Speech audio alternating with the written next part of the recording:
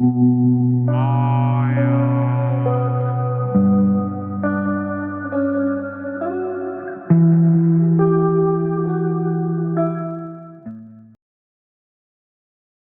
कहानी की शुरुआत एक दूसरे प्लैनेट से होती है, जहां पर हम गौर और उसकी बेटी को देखते हैं। यहाँ पर हमें पता चलता है कि गौर के प्लैनेट के सारे लोग भूख और प्यास की वजह से मारे गए हैं। यहाँ पर अब गौर और उसकी बेटी बची है और अगले ही पल वो भी गौर की आंखों के सामने ही मर जाती है। लेकिन अभी भी गौर देवताओं से प्रार्थना कर रहा है कि वो ये सब ठीक कर दे।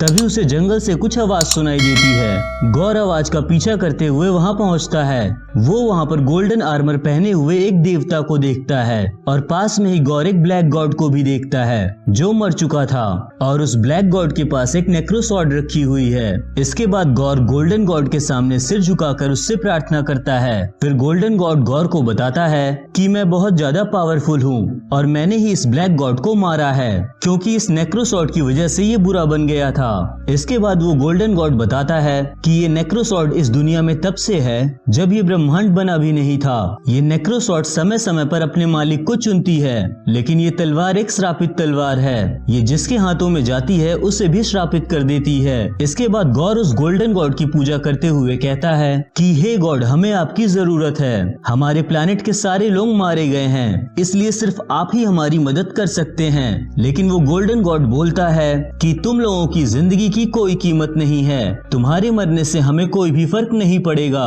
ये बातें बोलकर वो गौर का मजाक उड़ाने लगता है। गौर उस देवता के मुंह से ये बातें सुनकर काफी ज्यादा हैरान होता है। जिसके बाद गौर उससे कहता है कि तुम गॉड्स पूजा के लायक नहीं हो। लेकिन ये सुनकर गोल्डन गॉड काफी गुस्सा हो जाता है और वो गौर को मारने के लिए आगे बढ़ता है। वो गौर का गला पकड़कर उसे हवा में उठा लेता है। लेकिन तभी ऑल ब्लैक नेक्रोसॉर्ड जो जमीन पर पड़ी थी वो हवा में उड़ते हुए गौर के हाथ में आ जाती है और गौर से कहती है कि सारे देवताओं को मार दो क्योंकि ये देवता इसी के लायक हैं। इसके बाद गौर नेक्रोसॉर्ड से उस गोल्डन देवता को मार देता है। फिर वो कसम खाता है कि अब वो ब्रह्मांड के सारे देवताओं को मार देगा।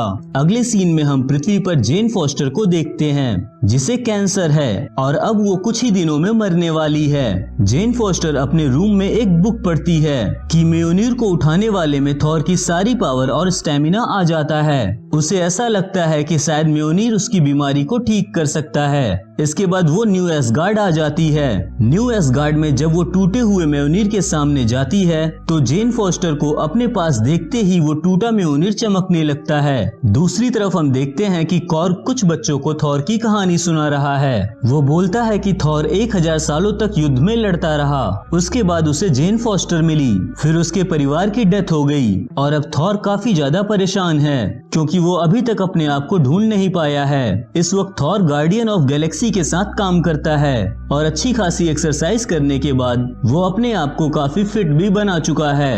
अगले सीन में हम एक प्लैनेट को देखते हैं जहां पर कुछ मॉन्स्टर ने हमला किया है और गार्डियन ऑफ गैलेक्सी की टीम उन मॉन्स्टर का सामना कर रहे हैं। लेकिन जब वो सभी मॉन्स्टर को नहीं हरा पाते तो वो थॉर को बुलाते हैं। थॉर वहां पर आकर उस प्लैनेट के लोगों से मिलता है। उस प्लैनेट के लोगों से बताते हैं कि किसी ने उनके देवताओं को मार दिया है। ये सुनकर थॉर काफी हैरान हो जाता है कि आखिर देवताओं को कौन मार सकता है। पर इसके बाद वो अपना स्टॉर्म ब्रेकर उठाता है और वहाँ पर मौजूद मॉन्स्टर की आर्मी से लड़ना शुरू करता है। थॉर अकेले ही उन सभी मॉन्स्टर को आसानी से मार देता है। थॉर ने उस प्लैनेट को बचा लिया था, इसलिए उस प्लैनेट के लोग थॉर को गिफ्ट में 2 बकरियां देते हैं। अब थॉर अपनी टीम के साथ उस प्लैनेट से निकल रहा है। तभी उन्हें अलग अलग प्लैनेट से मदद के लिए बहुत सारे मैसेजेस आते हैं जिसमें उन्हें पता चलता है कि कोई इस ब्रह्मांड के देवताओं को मार रहा है। उन्हीं मैसेजेस में थॉर अपनी पुरानी दोस्त लेडी सिफ को देखता है। उसके बाद वो सभी तय करते हैं कि उन्हें अलग अलग जाकर सबकी मदद करनी चाहिए। इसके बाद थॉर उस प्लैनेट पर जाता है जहाँ से लेडी सिफ ने मैसेज भेजा था।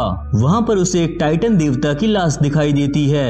वहाँ पर पास में लेडी सिफ भी होती है जो युद्ध में लड़ते वक्त अपने एक हाथ को खो चुकी थी। यहाँ पर लेडी सिफ थॉर को गौर के बारे में बताती है कि वो इस ब्रह्मांड में मौजूद सभी देवताओं को मार रहा है और अब वो एसगार्ड पर हमला करने के लिए पृथ्वी पर गया है। ये सुनते ही थॉर सीधे न्यू एसगार्ड पर टेलीपोर्ट होता है। दूसरी तरफ पृथ्वी पर हम देखते हैं कि गॉर अपने ब्लैक मॉन्स्टर की आर्मी के साथ न्यू एसगार्ड पर अटैक कर रहा है। वहाँ पर वैल्केरी के साथ मौजूद कुछ सोल्जर उन्हें रोकने की कोशिश कर रहे हैं। तभी वहाँ पर थॉर आ जाता है और वो गॉर की आर्मी से लड़ने लगता है। थॉर को वहाँ पर हवा में उड़ता हुआ म्योनीर दिखता है। थॉर म्योनीर को अपने पास बुलाने की कोशिश करता है। तभी वहाँ पर माइटी थॉर की एंट्री होती है जो कि जेन फॉस्टर है और म्योनीर सीधा उसके हाथों में चला जाता है। अब यहाँ पर थॉर पहली बार गॉर द गॉड बुचर से लड़ता है। पहले तो गॉर थॉर को आसानी से हरा रहा था, लेकिन उसके बाद थॉर अपने स्टॉर्म ब्रेकर के साथ गॉर को हरा देता है, जिसके बाद गॉर अपनी आर्मी के साथ वहाँ से भागने लगता है और साथ ही वो जाते जाते एसगार्ड के सारे बच्चों को भी ले जाता है। अब थॉर जेन फॉस्टर के पास जाता है और उससे पूछता है कि आखिर उसने म्योनीर को कैसे उठाया, जिसके बाद वो थॉर को बताती है कि मुझे म्योनीर की आवाज सुनाई दी, इसलिए मैं यहाँ पर आ गई। इसके बाद हम एक फ्लैशबैक का सीन देखते हैं जिसमें हमें ये पता चलता है कि थॉर और जेन फॉस्टर काफी टाइम पहले साथ रहते थे और उसी वक्त थॉर ने अपने म्योनीर से कहा था कि मेरे दोस्त म्योनीर, तुम हमेशा जेन फॉस्टर का ख्याल रखना, और थॉर के ये शब्द म्योनीर ने याद रखा। इसी वजह से जब जेन फॉस्टर म्योनीर के पास आई तो म्योनीर को पता चल गया कि जेन कैंसर की वजह से मरने वाली है, इसलिए जेन के हाथ में आकर म्योनीर ने उसकी जान बचा ली। अगले सीन में हम देखते हैं कि थॉर, माइटी थॉर और वल्कायरी सभी से बोल रहे हैं कि वो सारे बच्चों को जल्द ही वापस ले आएंगे। तभी वहाँ पर हेमडाल का बेटा जिसका नाम एक्सल है वो थॉर से कम्युनिकेट करता है। असल में उसके पास भी उसके पिता हेमडाल की तरह शक्तियाँ थीं। अब थॉर एक्सल की मदद से उन सभी बच्चों को देख पाता है और उसे पता चलता है कि गॉर उन सभी बच्चों को लेकर शैडो रियल में आ चुका है। ये एक ऐसी जगह थी जहाँ पर सिर्फ अंधेरा है, इसलिए यहाँ पर गॉर की शक्तियाँ काफी बढ़ जाती हैं। थॉर उन बच्चों से कहता है कि तुम सभी मत डरो, मैं जल्द ही यहाँ आऊंगा और तुम सबको बचा कर ले जाऊंगा। अगले सीन में थॉर और वल्कायरी डिसाइड करते हैं कि वो लोग अकेले गॉर को नहीं हरा पाएंगे, इसलिए उन्हें अपने साथ कुछ और देवताओं को भी ले जाना चाहिए। अब बाकी देवताओं को अपने साथ लेने के लिए वो सभी ओमनीपोटेंट सिटी में जाते हैं। ओमनीपोटेंट सिटी एक ऐसी जगह है जहाँ पर यूनिवर्स के सारे देवता रहते हैं और यहाँ का राजा ज्यूस है जो कि बिजली का देवता है। यहाँ पर थॉर ज्यूस के सामने आकर उसे बताता है कि गॉर सभी देवताओं को मार रहा है और हम सभी को मिलकर जल्द से जल्द उसे मारना होगा, वरना एक एक करके वो हम सभी को मार देगा। ज्यूस उसे बताता है कि गॉर इटर्निटी के पास जाना चाहता है और जो कोई भी इटर्निटी के पास जाता है वो उसकी एक विश पूरी करती है, लेकिन गॉर के पास इटर्निटी तक जाने की चाबी नहीं है। ज्यूस थॉर से साफ साफ कहता है कि वो गॉर से डरता है और गॉर के पास नेक्रोसॉर्ड भी है जिसकी मदद से वो देवताओं को मार सकता है, इसलिए वहाँ से कोई भी उसके साथ मरने नहीं जाएगा। और इस ओमनीपोटेंट सिटी का रास्ता गॉर को नहीं पता है, इसलिए वो कभी भी यहाँ नहीं आ सकता और यहाँ रहने वाले हर एक देवता जिंदा बच जाएंगे। अब ज्यूस थॉर को भी यहाँ से नहीं जाने देना चाहता था, क्योंकि ज्यूस को लगता है कि अगर थॉर गॉर से लड़ेगा तो कहीं गॉर इस ओमनीपोटेंट सिटी का एड्रेस थॉर से ना निकलवा ले। इस बात पर थॉर ज्यूस को कायर बोलता है। ज्यूस गुस्से में आकर अपने थंडरबोल्ट वेपन से कॉर्क पर अटैक करके उसे मार देता है। अब यहाँ पर ज्यूस की आर्मी और थॉर के टीम के बीच में लड़ाई शुरू हो जाती है। दूसरी तरफ अब ज्यूस थॉर पर अटैक करता है, लेकिन थॉर उसके वेपन को अपने हाथों से पकड़ लेता है और ज्यूस पर उल्टा अटैक कर देता है, जिसकी वजह से ज्यूस के सीने में होल हो जाता है और ज्यूस नीचे गिर जाता है। वहाँ मौजूद सभी को ऐसा लगता है कि ज्यूस मारा जा चुका है। अब वैल्कायरी ज्यूस के वेपन थंडरबोल्ट को ले लेती है। कॉर्क भी अभी नहीं मरा था। थॉर कॉर्क के फेस के टुकड़े को अपने साथ ले लेता है और वो सभी वहाँ से बाहर निकल जाते हैं। अगले सीन में थॉर, माइटी थॉर और वल्कायरी तीनों शैडो रियल में पहुँच जाते हैं। यहाँ पहुँचने पर माइटी थॉर को एक ड्राइंग दिखती है जिसमें गेट ऑफ इटर्निटी और उसकी चाबी की फोटो बनी थी। इसे देखते ही जेन फॉस्टर समझ जाती है कि गेट ऑफ इटर्निटी की चाबी असल में स्टॉर्म ब्रेकर है। इस बारे में पता लगते ही जेन फॉस्टर स्टॉर्म ब्रेकर को लेकर ऊपर स्पेस में काफी दूर फेंक देती है। जेन फॉस्टर उन्हें बताती है कि ये सब गॉर का प्लान है वो हमें यहाँ बुलाकर थॉर का स्टॉर्म ब्रेकर छीनना चाहता है। तभी वहाँ पर गौर आ जाता है। वो अपने नेक्रोसॉर्ड की मदद से उन तीनों को कैद कर लेता है और उनसे बार बार पूछता है कि स्टॉर्म ब्रेकर कहाँ है। इसी बीच हमें ये भी पता चलता है कि जेन फॉस्टर जब से माइटी थॉर बनी है तब से उसका कैंसर तेजी से बढ़ रहा है और अब वो कुछ ही समय में मरने वाली है। तभी थॉर वहाँ पर अपने स्टॉर्म ब्रेकर को बुला लेता है, जिसकी वजह से एक बहुत बड़ा धमाका होता है और वो तीनों गौर की कैद से आजाद हो जाते हैं। गौर भी अपनी शक्तियों का इस्तेमाल करके कुछ क्रिएचर्स को बनाता है और उन सभी की लड़ाई शुरू होती है। थॉर अपने स्टॉर्म ब्रेकर के साथ गौर से लड़ रहा है। उन दोनों के बीच में एक शानदार लड़ाई शुरू होती है।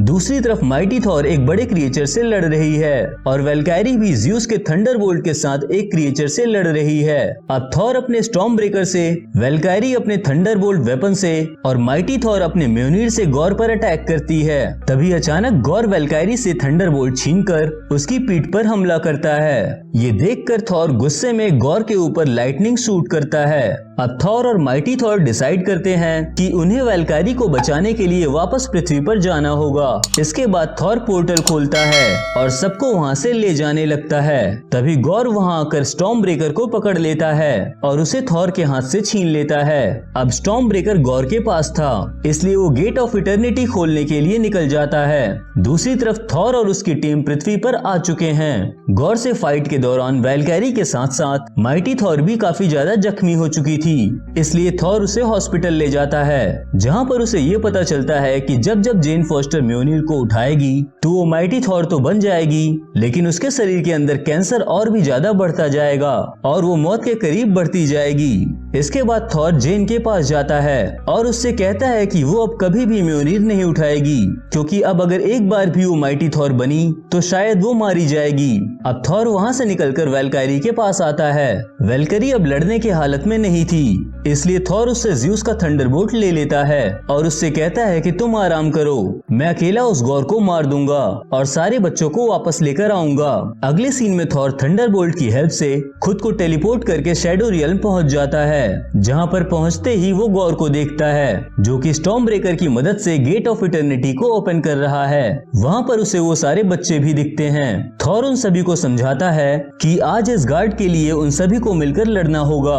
अब थॉर अपनी थोड़ी थोड़ी शक्ति उन बच्चों को भी दे देता है, जिसकी वजह से उनमें भी थॉर की शक्तियां आ जाती हैं। अब वो सारे बच्चे गौर की शैडो आर्मी से फाइट करने लगते हैं और थॉर सीधा गौर के पास जाकर उस पर अटैक करता है। इन दोनों के बीच में काफी अच्छी फाइट होती है।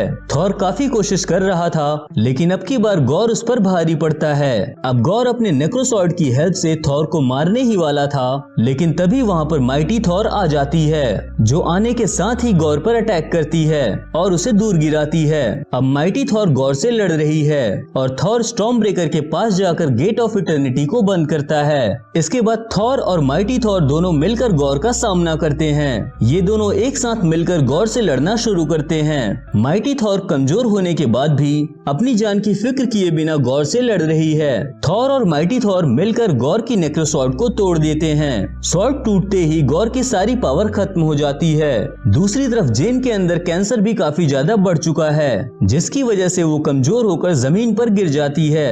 अब गेट ऑफ इटर्निटी भी खुल चुका है। गौर उस गेट के अंदर इटर्निटी के पास जाता है, जिसे देखकर जेन फॉस्टर कहती है कि थॉर तुम्हें जाकर उसे रोकना चाहिए। फिर थॉर अपना स्टॉर्म ब्रेकर हिमडाल के बेटे एक्सेल को देता है और उससे कहता है कि तुम सभी पोर्टल खोलकर वापस पृथ्वी पर चले जाओ। इसके बाद वो सभी बच्चे वापस न्यू एसगार्ड पर चले जाते हैं। दूसरी तरफ गौर जैसे ही इटर्निटी के पास आता है तो गौर, थॉर और जेन फॉस्टर तीनों के सामने इटर्निटी आ जाती है। अब गौर इटर्निटी के पास बढ़ रहा है, लेकिन थॉर उसे पीछे से रोकता है और गौर से कहता है कि प्लीज सारे देवताओं को मारने की विश मत मांगना, क्योंकि सभी देवताओं को मारकर बदला लेकर तुम्हें कभी भी शांति नहीं मिलेगी। इसलिए तुम अपनी विश का इस्तेमाल करके देवताओं को मारने की जगह अपनी बेटी को वापस जिंदा कर सकते हो।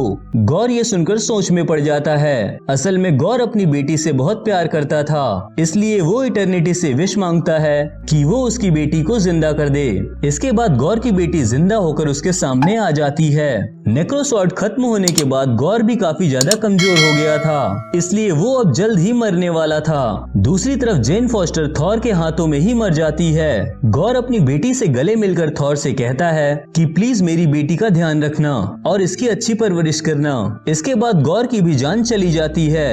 अब थॉर गौर की बेटी के साथ वहाँ से निकलता है। अगले सीन में हम न्यू एसगार्ड का सीन देखते हैं, जहाँ पर सारे बच्चे अब वापस आ चुके हैं और वेलकैरी उन सभी को फाइट करने की ट्रेनिंग दे रही है, ताकि फ्यूचर में अगर फिर से ऐसी सिचुएशन आती है तो वो बच्चे इसका सामना कर पाएं। वेलकैरी के साथ लेडी सिव भी बच्चों को ट्रेनिंग दे रही है। दूसरी तरफ हम थॉर को देखते हैं, जो कि अब गौर की बेटी की देखभाल कर रहा है। गौर की बेटी के पास भी देवताओं जैसी शक्तियां हैं, क्योंकि इसे इटर्निटी ने जिंदा किया था। इसके बाद हम देखते हैं कि थॉर और गौर की बेटी एक दूसरे प्लैनेट पर हैं, जहां पर थॉर अपने हाथों में म्योनीर लेता है और गौर की बेटी को स्टॉर्म ब्रेकर देता है, जिसके बाद वो दोनों मिलकर वहां पर मौजूद कुछ क्रिएचर्स से लड़ने लगते हैं और इसी के साथ ये मूवी खत्म हो जाती है। तो यार आप लोग मेरी वीडियो तो देखते हो लेकिन इसे लाइक नहीं करते, तो प्लीज अगर वीडियो पसंद आई हो तो लाइक जरूर करना और ऐसी और भी वीडियोस देखने के लिए चैनल को सब्सक्राइब करना। Thank you for watching.